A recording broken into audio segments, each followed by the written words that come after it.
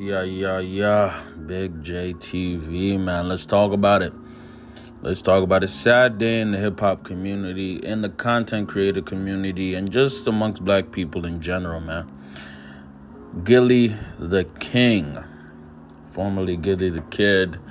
Really, it's Gillie the podcaster from $1 Million Worth of Game, Major Figures, legendary Philadelphia rap group, a pioneer in Philadelphia hip-hop. I personally consider him one of the best artists come out of Philly, and really somebody with bars and lyricism who found a second wind in his career. So I'm talking about, Gillie's era was late 90s, early 2000s, right? We saw a lot of artists come and go around that era, and Gillie actually made a lot of his comeuppance, really as a ghostwriter for Lil Wayne. He wrote a lot of legendary bars for Lil Wayne. So when Gillie was signed to Cash Money, he was a major reason that Wayne became Wayne. Now, sadly, today, or maybe last night, his firstborn son, YNG Cheese, or Young Cheese, got killed, shot and killed in Philadelphia, right? And I hate making videos like this because I've done so many of them. They're not going to get as many views. If I was to talk about Adam 22, 1,000 views. If I was to talk about Degenerate-ish in the black community, I know it's going to get 3 views. It is what it is. Because the algorithm does not promote that. The algorithm does not promote any message of uplifting or any message of actually reflecting amongst black culture. It's all about degeneracy. YouTube knows it, right? But for me, I'm going to start off by saying rest in peace to Young Cheese, man. Gillie pivoted from, being a rapper, and in his older age, in his 40s, late 30s, early 40s, he decided to become a podcaster, right? Used to do a small locally, in Philly with Devin Wade, right? Obviously with Wallow. And then it grew and grew and grew, and now he is the highest earning black podcaster in the world. $100 million contract with Barstool, right? And the thing is, I'm not going to blame him for this, I'm not going to blame him for an idiot in Philly deciding to get a gun, bullets in that gun, and blast his son's head off. I'm not going to blame Gillie for that. If Gillie's son was in the streets, which it might seem to be what happened, that was Gillie's son's decision. In no way in my mind do I think that Gillie stopped his son from getting a good life, right?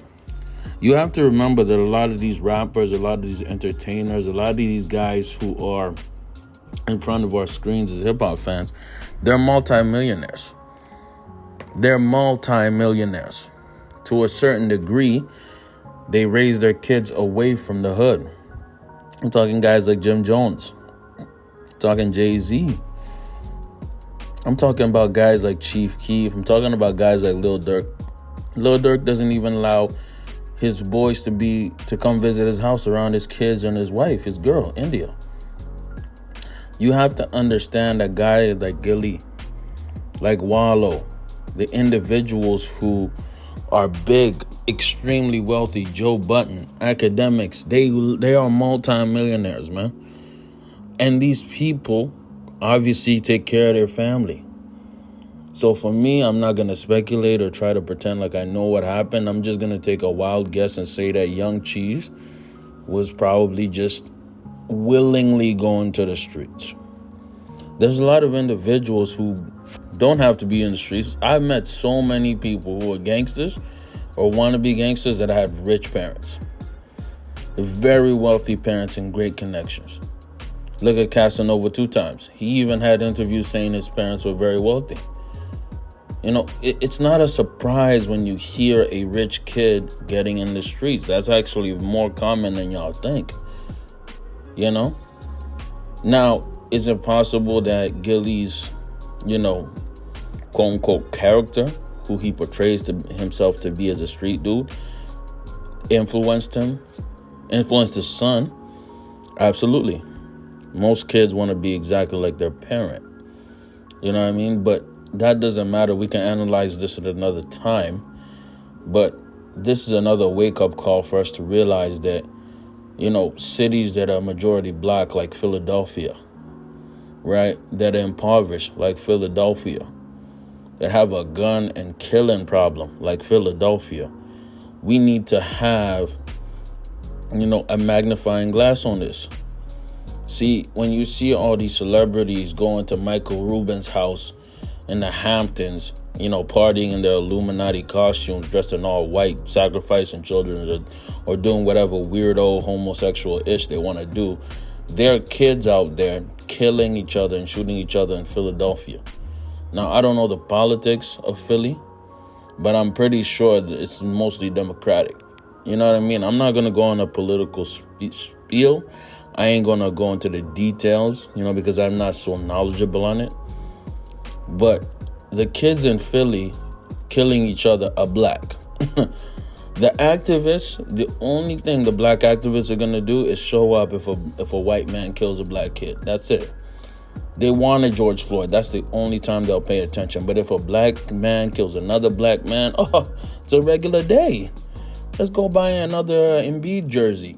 Let's go watch the Philadelphia Eagles. That's all that matters. It don't matter about these black kids killing each other. No, because there's no profit in that. There's no money in that. There's no money in fixing the community. There's no money in black life. Just keep having another single mother-raised community, destroy the community, start begging for government checks, and that's it. Right?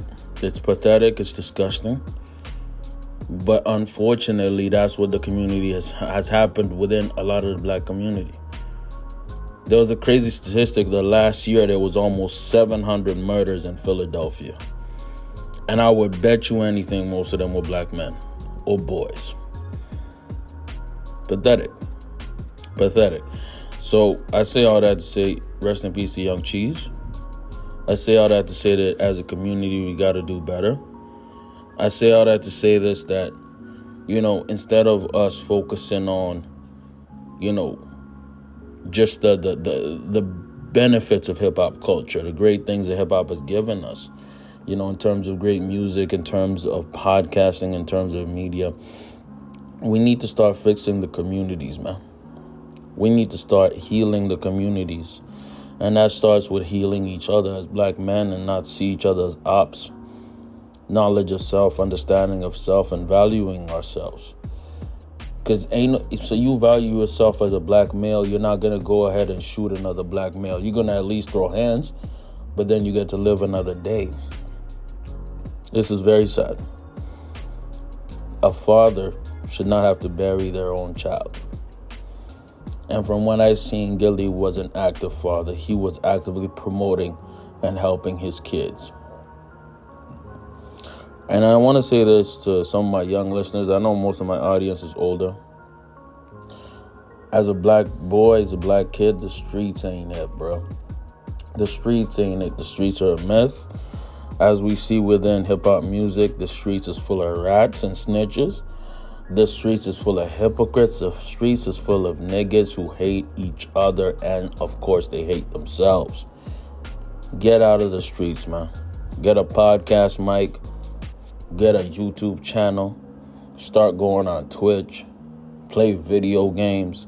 Go play ball. Go play football. Go read a book. Go do anything instead of grabbing that gun and going on a drill. It's pathetic, man. We're starting to see the street dudes are actually gay. We're talking about King Von and Lil J. Is that the life you want? Is that the life you want? And guess what? The person who killed Young Cheese, I don't think they're even going to get caught. So you're going to have a random nigga out there in the streets who shot and killed another black man who's probably going to go out there and shoot and kill other black men. For what? Continuing the cycle, man. We are literally doing the job of the white supremacists. It's pathetic, it's sad, but it's, unfortunately where we are as a society, as a community. Let me know what y'all think in the comments below, man. I done did 10 minutes. Nobody's going to watch this ish. It is what it is. But I'm still going to put it up. Because if it helps 1 or 2 black men or anybody change how they're going to do things, I've already done enough, and I'm proud. I'm out, bro.